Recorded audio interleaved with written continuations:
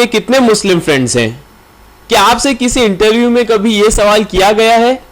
नहीं ना? वेल, अगर आपका इंडिया के इंटेलिजेंस ब्यूरो यानी आईबी में कभी इंटरव्यू के लिए जाना हुआ तो इस बात की बहुत प्रोबेबिलिटी है कि यह सवाल जरूर पूछा जाएगा। उसकी वजह यह है कि हमारी अक्सर गवर्नमेंट एजेंसीज, पुलिस डिपार्टमेंट और सिविल सर्वेंट्स कम्युनल माइंड लिए हुए हैं। आप सोचते होंगे कि इंडिया में होने वाले राइट्स में पॉलिटिशियंस का हाथ होता है।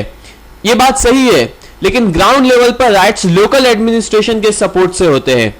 पुलिस, गवर्नमेंट एजेंसीज और सिविल सर्वेंट्स अक्सर मेजॉरिटी की साइड से होते हैं। वो राइट से पहले होने वाले भड़काऊ बयानों को इग्नोर करते हैं, एफआईआर रजिस्टर नहीं करते और बेगुनाह लोगों को अरेस्ट कर लेते हैं। और लगभग सभी राइट्स में बड़ा नुकसान माइनॉरिटीज का होता है। गुजरात में मुसलमानों का, दिल्ली में सिखों का और उड़ीसा में क्रिश्चियंस का। इस प्रॉब्लम से निपटने के लिए नेशनल एडवाइजरी काउंसिल यानी एनएसी ने एक बिल ड्राफ्ट किया है, communal and targeted violence prevention bill. अगर यह बिल पास हो जाता है तो राइट्स होने पर लोकल एडमिनिस्ट्रेशन को कटघरे में खड़ा किया जाएगा और अपनी ड्यूटी नहीं निभाने के जुर्म में उन्हें सजा मिलेगी। साथ ही राइट से निपटने के लिए एक नेशनल कमीशन बनाया जाएगा और जरूरत पड़ने पर सेंट्रल पैरामिलिट्री फोर्सेस को भेजा जाएगा। यूपीए गवर्नमेंट पिछले 9 सालों से इस बिल को पास करने की बात करती आ रही है, लेकिन पॉलिटिकल प्रेशर की वजह से हिम्मत नहीं जुटा पाई। अब इसके पास ये लास्ट चांस है। 2014 के इलेक्शन से पहले का ये लास्ट पार्लियामेंट्री सेशन है। अगर इस सेशन में भी ये बिल पास नहीं हो पाता है तो फिर यूपीए को माइनॉरिटी वोटर से कुछ भी एक्सपेक्ट नहीं करना चाहिए। कम्युनल वायलेंस बिल को बीजेपी और कुछ रीजनल पार्टीज अपोज कर रही है। रीजनल पार्टीज में तृणमूल कांग्रेस और अन्ना डीएमके का स्टैंड यह है कि लॉ एंड ऑर्डर स्टेट की जिम्मेदारी है, ना कि सेंटर की, और इस बिल के जरिए यूपीए गवर्नमेंट स्टेट्स के पावर को छीनना चाहती है। लेकिन सोचने की बात यह है कि जब सेंट्रल गवर्नमेंट माओवाद से लड़ने के लिए सेंट्रल फोर्सेस को भेजती है तो किसी को स्टेट पावर्स का ख्याल नहीं आता है। शायद इसलिए कि मनमोहन सिंह के हिसाब से माओवादिज्म कंट्री के इंटरनल सिक्योरिटी के लिए सबसे बड़ा थ्रेट है।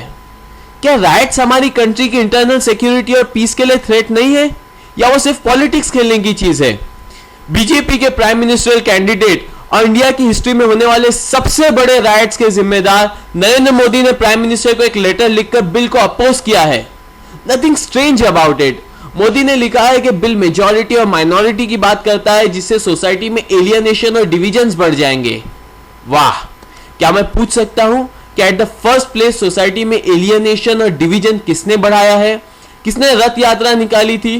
किसने गुजरात की माइनॉरिटीज को सेकंड क्लास सिटीजन बनाए रखा है?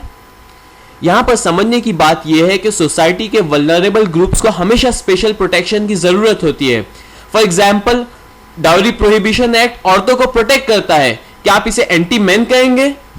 SC/ST prevention of atrocities act specifically SCs और STs के लिए है।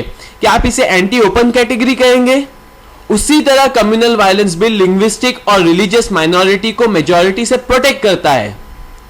दूसरा पॉइंट ऑफ कंटेंशन यह है कि अगर लोकल ब्यूरोक्रेसी और पुलिस पर एफआईआर और ट्रांसफर्स की तलवार लटकती रहेगी तो उनका मोरल डाउन हो जाएगा। व्हाट? हमारी हाई मोरल पुलिस के करतूत हम सब अच्छी तरह जानते हैं। अगर उनका मोरल थोड़ा डाउन हो ही जाता है तो शायद यह अच्छी बात होगी। ट्रेजेडी यह है कि यूपीए ने पॉलिटिकल प्रेशर में आकर बिल में कुछ चेंजेस कर दिए हैं। मेजॉरिटी और माइनॉरिटी के कंसेप्ट को खत्म कर दिया है, नेशनल कमीशन के क्लॉज को उड़ा दिया है और सेंट्रल फोर्सेस को भेजने के लिए स्टेट्स की परमिशन कंपलसरी कर दी गई है। फिर भी बिल का अपोजिशन कम नहीं हुआ है। सच है, अगर आप झुकने के लिए तैयार हैं तो लोग आपको रेंगने के लिए कहेंगे।